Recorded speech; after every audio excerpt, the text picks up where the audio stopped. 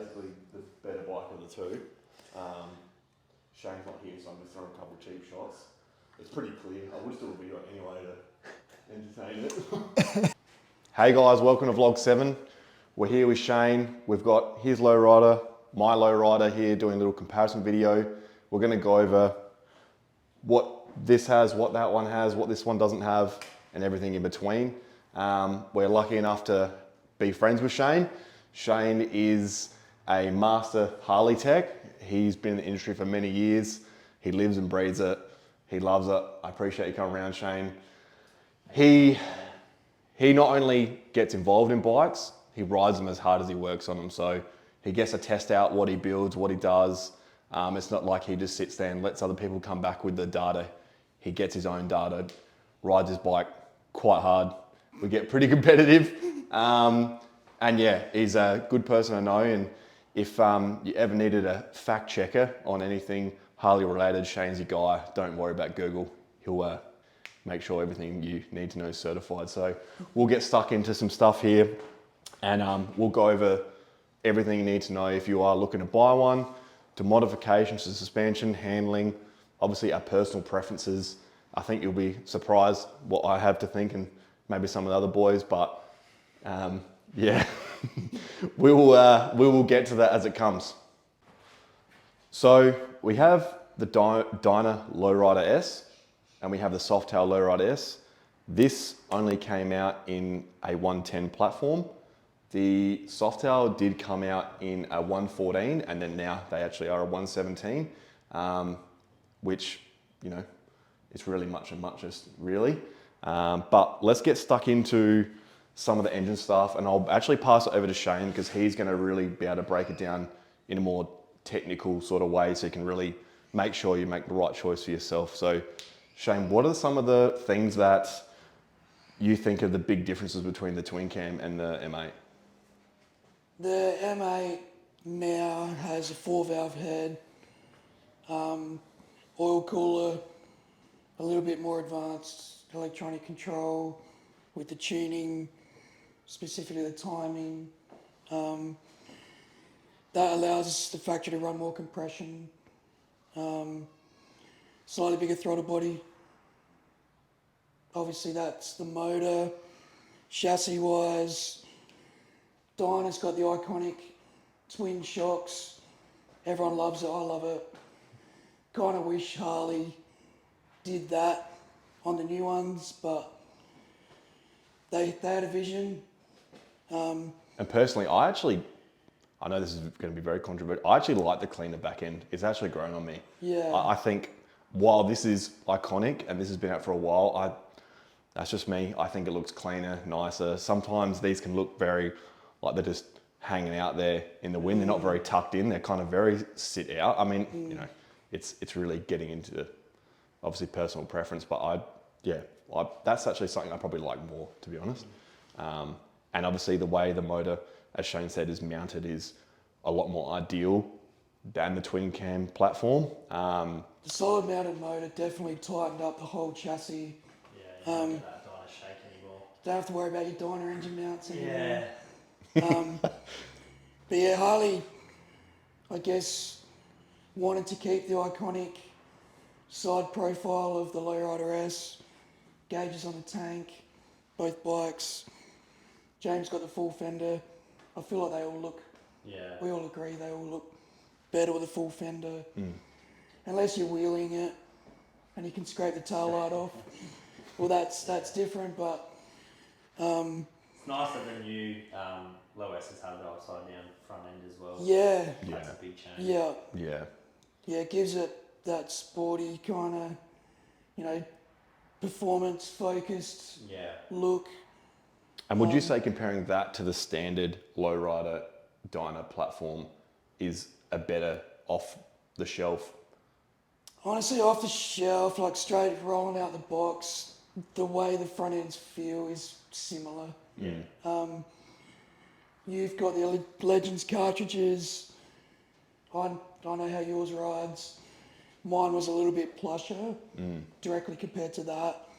So I did some mods with fork springs and different oil weights, just to try and tighten it up a little bit more. Yep. Yeah. And what do you think brake-wise, compared to the two bikes? Do you think it's much and muchness in that as well? Or? I feel like there's an improvement with the calipers and the feeling of the master on the newer bikes. Okay. They've updated the calipers on the new Yeah, one, haven't they? they're actually a Nissan built caliper. Yeah, right. Super strong. They don't flex. And does they still have the master issue with those new ones that these have? Sometimes these play up. Nah, yeah, it's a totally different master. Yep. This one's 3 years old with nearly 30,000 Ks, and it's still like tight. Yep. So these ones here, the master sometimes jams up and actually won't retract, causing the brake light to stay on. That's sort of the first indicator, and you sometimes feel like you're pulling in a piece of wood. Probably the best way to explain it. It's not a very good design. I've already replaced mine, and it's actually not very cheap to do so. So that is a bit annoying. Probably one on the Softail over the Dyna there for sure, because they're pretty expensive. Yeah, like $400. Yeah, they're not cheap. So every 5 odd years, depending on the riding or where it sits or where it stays, or if you left it around, I don't know which one's worse. Probably not using it's probably worse, maybe. I think what hurts them is not keeping the brake fluid fresh as well. Yeah. Yeah. Yeah. Well, there you go. So As far as maintenance goes. I guess moving on to, it's hard. These bikes are both modified a lot, but I guess the next thing we could probably go on is the seats, even though they both got aftermarket seats and the seating positions. One quick thing while we're on the front end, apart from the upside down front end, bigger brake calipers, or slightly design change in the brake calipers, is there anything else you've really noticed that they have changed? Like, is the head tube angle on the frame still the same, like riding positions pretty much? Honestly, I don't know the spec with the headstem angle in the frame. Yeah. My bike, I wanted it taller for ground clearance. I wanted it to steer quickly. I haven't got the angles in my head to know, but I've pushed the forks through as far as I can, and the back's jacked up quite tall, just under 14 inch on that rear shock. So one for one, I know these bikes both ride very similar. Yeah. As far as handling goes, the way they're spec'd right now, they're pretty similar. Yeah. We know that. Yeah.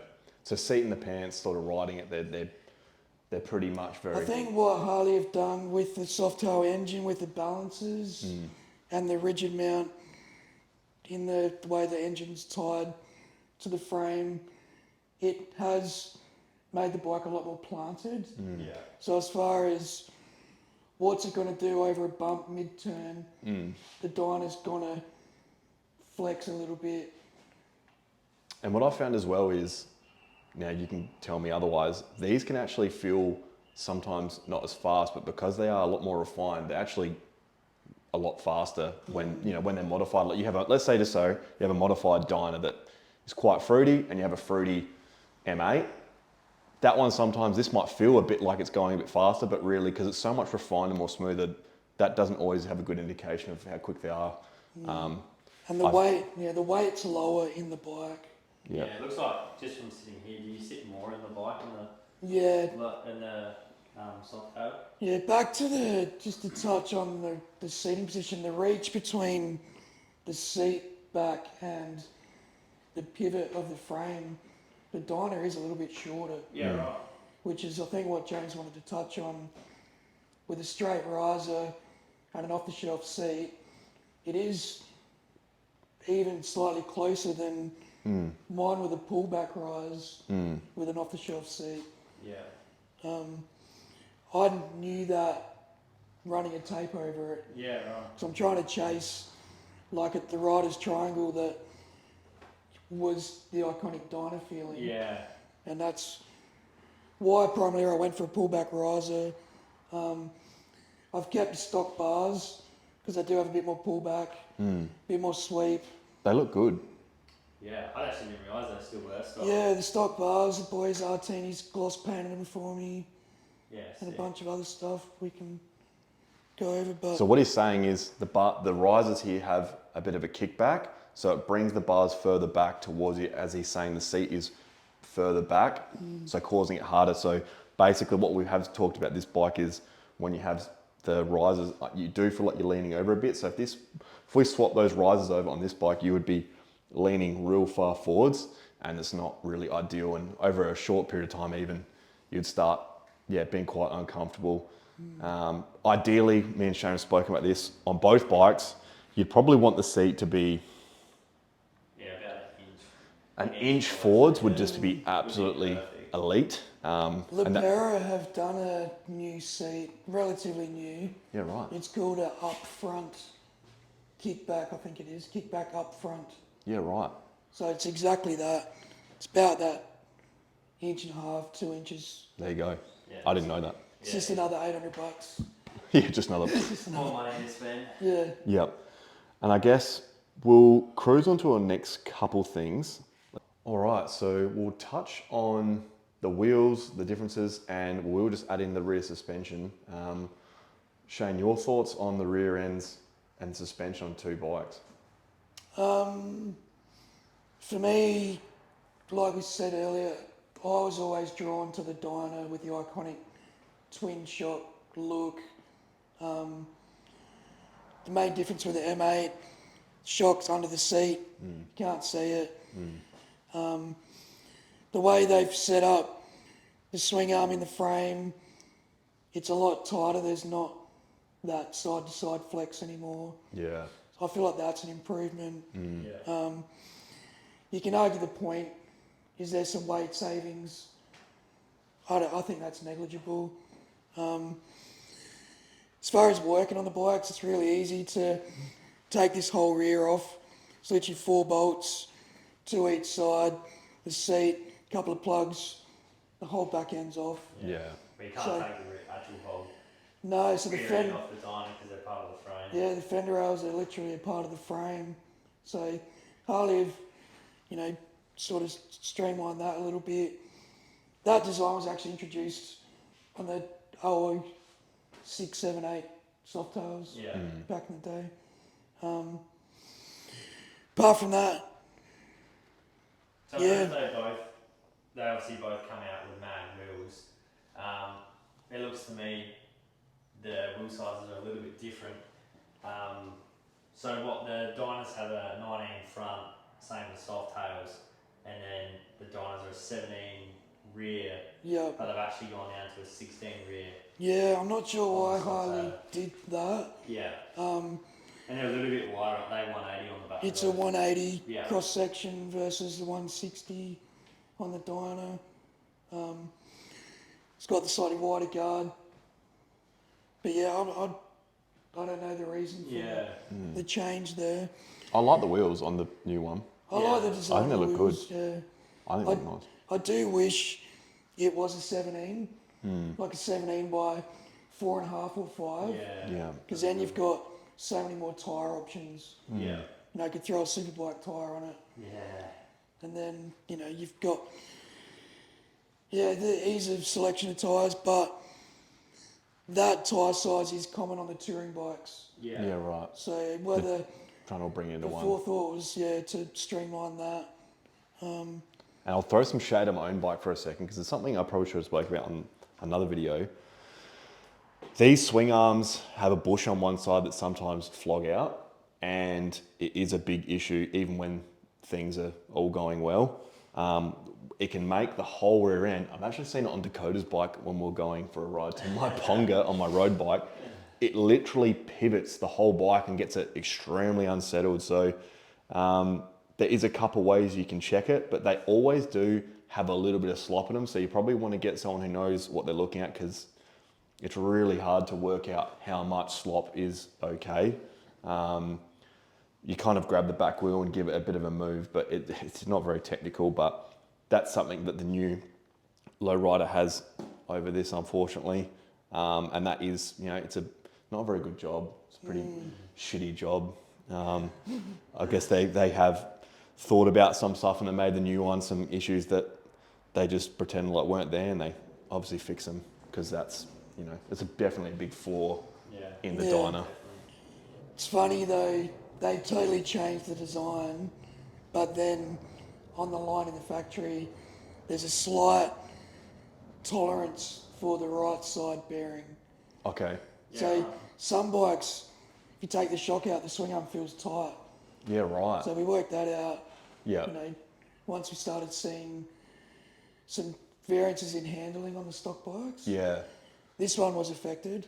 Yep. So essentially you just take the swing arm out, measure the back of the motor, measure the difference between the bearings. Yeah, right. And correct it. So And that's just It's like mass production. pretty common thing that. So I wouldn't say it's common, but I've seen it. Yeah. But Yeah. when any manufacturer makes a new bike, Yeah. Triumph, Suzuki, Honda, when they completely rebuild a bike, they run into these things. I remember working at the dealership when Triumph brought out a new bike, completely new 675. You know, they were running into a lot of things that were recalled. Throttle cable routing, not a big deal. You know, GSXR did a big recall on their front brake master cylinder. Yeah. That was huge back in the That day. affected a few brands. Yeah. All the Brembo ones. So, you know, this is the things that when they do roll out a new model, there's some teething issues.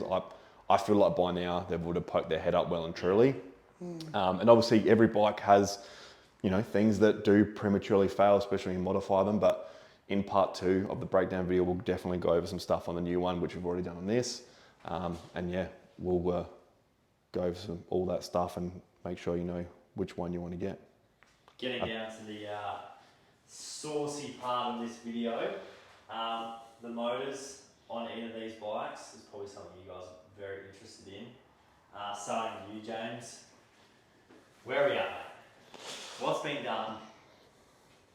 What's so much better about the twin cam, or what's so much better about the M8, Shane? We'll go back in time and let James start. Because you guys don't know, but there's a lot of banter that goes down when we're at riding. A lot of shit talk, a lot of this one's way better. The M8's got it any day of the week. So this should be interesting to see what James' thoughts are on the twin cams and why he is a twin cam guy. So me and Shane both have racing backgrounds on bikes, so naturally it gets quite competitive. Unfortunately, it's a hard pill to swallow. I love my bike. I have no intention in any time selling my bike to get a low rider. If we wind back the clock, when I bought this bike, these bikes were just rolling out, and I used to hang a lot of shit on them. I used to call them Indians. Said that everyone who owned a Harley dealership were going to go under. I said a lot of nasty things, but we all say things we regret. Look, if you want my opinion, you know, these bikes are a cheaper bike, so it is hard to compare. But if you don't want to talk about dollars, this is a better bike, unfortunately. It is. There's so many more things that are refined. We have touched on a couple of them, but those, when we are talking about those things, you know, little things here like the brake master, the rear end, you know, the upside down forks, the motor, which will go over in the breakdown why that is so much better. It's just it's a lot of a better bike, and with, you know, everything's expensive, but when you do some modifications of the M8, they do react, and they're very responsive to make some good power. And I'm not just talking about top end, a real bottom to top end power, but you know, it's really personal preference. But even me having this bike, if I did it again or something, you know, hopefully never happens to this bike, I'd be buying one of them and building one of them for sure. And me and Shane have spoken about that a lot. And it is, you know, I have done the sums, and you know, I basically, well, it's easy, building this bike as you see it on the breakdown to put it into that bike with a bit of a similar but saucier motor because it's a different platform. You are looking at probably 45, just under 50 grand. To build that, yeah. So it's a big investment. Whereas you know, this was to build as it is, was, you know, when it was bought new was similar. But if you were to do it now, because we are talking now, you could, Yeah, these are all depending what help you get and what you buy with the bike. You could build this for between 32 to 28 grand, depending how cheap you buy the bike and how much it came with. So it's a big difference in dollar. But dollars aside, the Lowrider to me is a better bike. Shane still has quite a hard time keeping up in hills, regardless of me having the slower bike. But I'm not sure. We've talked about a lot of things about why that is, and we haven't really worked it out yet. Yeah, we can get into that, and we could talk about that until the cows come home. And but yeah, they're both good bikes. But the Lowrider is a better bike. But if you're buying a bike because you want to go for the looks, or obviously there's nothing wrong with this bike. No. There's nothing wrong with that. A lot of people still love them, you know. And obviously if you're stunting, you probably already know what you want to buy. Stunters seem to prefer, well, the older Dynas, but if they were to choose one or the other, they still do go for the Dyna. It's a cost thing at that point. If you're Yeah. prepared to bin your bike, learning how to wheelie or skid, You definitely want the cheap you don't want to start from a new bike Yeah. No. unless you're fortunate enough, and you Yeah. can. Well, yeah, you got a couple of sponsors behind you. Yeah. But the biggest difference from the early bikes is the cable throttle. Yeah, true. Most guys wanted Yep. that feel. Yep. And then yeah, back to you, Shane. Why did you buy an M8 over a Dyna? So for me, why did I buy the M8? Well, I work for a dealership, Harley-Davidson, in Adelaide here. I was in a position where I could buy a new bike, I could afford to buy it. I didn't buy a Harley until my late 30s, nearly call it my 40th birthday present. Because of my racing background, I didn't want to sell a bunch of bikes to get a Harley. Yeah. I thought, nah, just wait, do it right. You know, I've got a young family, etc. I wanted to have my cake and eat it as well. That's right. And yeah, being in the industry for such a long time, I knew what I wanted. I knew for the money spend, I could build a pretty cool bike for what I thought at the time, Yeah. which was, 21, this is, what Dynas were going for. Yeah. It wasn't smart Yeah. to spend. Had you had this idea of going a new low S for a while? Yeah, honestly, I wanted a Dyna low S for Yeah. as long as they'd been out. Yeah. But yeah, it wasn't a point in my life where I wanted to not have my track bike still. Yeah. I was still racing flat track and doing a bit of supermoto, and yeah, I didn't want to give that up. Nah, that's fair. So I thought, nah, just wait. Lucky enough, I had some bikes I could ride when I wanted to. Yeah. See. So yeah, once these were out, it was always in my head, well, do you spend at the time like high 20s Yeah. to buy one of those, or me, these were high 20s as well, Yeah. bike in a box, or just over. Working at a dealership, obviously I can get a good deal. All our parts suppliers, most of the parts on the bike, I can get at a heavily discounted price. Yeah. Obviously all my labour I'm not paying for. Makes it a lot. Yeah, so it made sense to For start sure. from a new one. And no regrets, like, if I could have two, I'd have one of them as well. Yeah. Oh, I've had three. Everyone's dream. If I could Yeah. have three, I'd have a bagger. Yeah. Oh, yeah. If I could have four, I'd have an old chromed out Springer or something. Yeah. Yeah, like, but this is my only Harley, and I've set it up to ride how I want it. Yeah. And both the bikes, while they are both heavily modified, we don't have a stock bike versus stock bike, but they're both built for the same reason. They probably look very similar because of that. They're both raised up. They've both got suspension tweaks, They've both got moto bars and sort of the pegs in the position to actually be able to go on the heels and ride, because that's what we enjoy to do.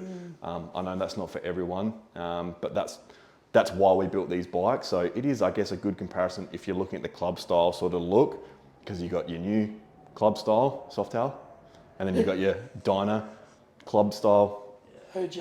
OG, what they're meant to be, what Harley's really meant to be. But yeah, they're both good, like we've said already, and you know, we'll go over this bike and do a big breakdown soon, and we'll show you exactly why, you know, we say those things we say. But if you are looking for one, I mean, I think the best thing I say to everyone who has spoken to me about getting a bike is just start with your budget. Yeah. Because you can look here and look there and work out your modifications, and you realise you're over budget. We recently built, which we'll do another breakdown on, I said that word a lot, on a mate's bike, which is that Fat Bob. He didn't really have a budget, but we blew it. But that's what he wanted. He knew what he wanted. Luckily, he's in a good position to be able to, you know, do the bike he wanted to do it. And he instilled the trust in us to guide him to build the bike that we knew he wanted. I think it's a good foundation when you're buying a bike. If you're not so fortunate to be able to literally have an unlimited spend, is to know what you're going to spend and what you want and work that out first. I think that's it. You don't want to buy that, you know, the new lowrider, which you could probably pick up between 26 and 28, depending on the kilometers in the year. And then, you know, you want to do discs and bars and seat and motor, but you've only got another $4,000 left because you're not going to get it. It's not going to go far. It's not going to happen. So you've got to consider that, you know. I did pick this up for 23.8 off Big Jim, and it did have a lot on it. So, you know, that's a good base. So pretty much, is there anything else you guys want to touch base on comparing the pair? You know, we spoke about the different front ends. Obviously, one's a Softail, one's a Dyna. Different motors.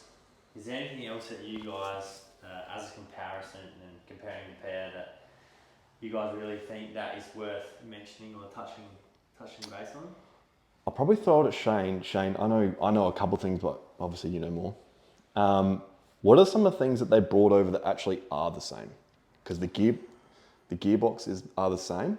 Gearboxes are the same. Surprisingly. So the 6-speed literally, is the same. Yep.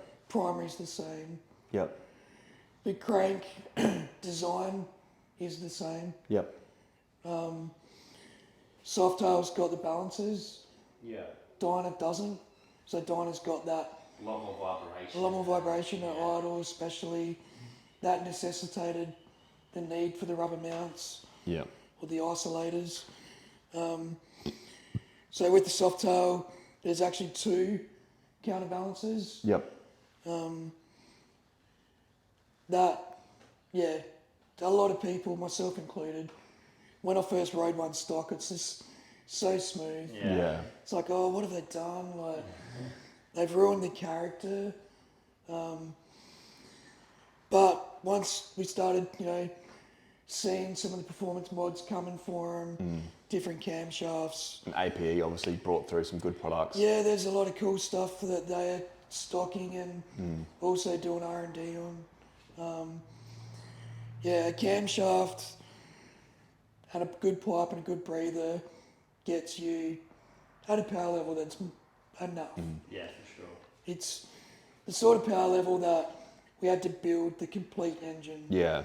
Heads, everything. Yeah. So what Shane's saying is, as well, a cam on this versus how this reacts to a cam, you get a lot more power out of this when you put a cam in it.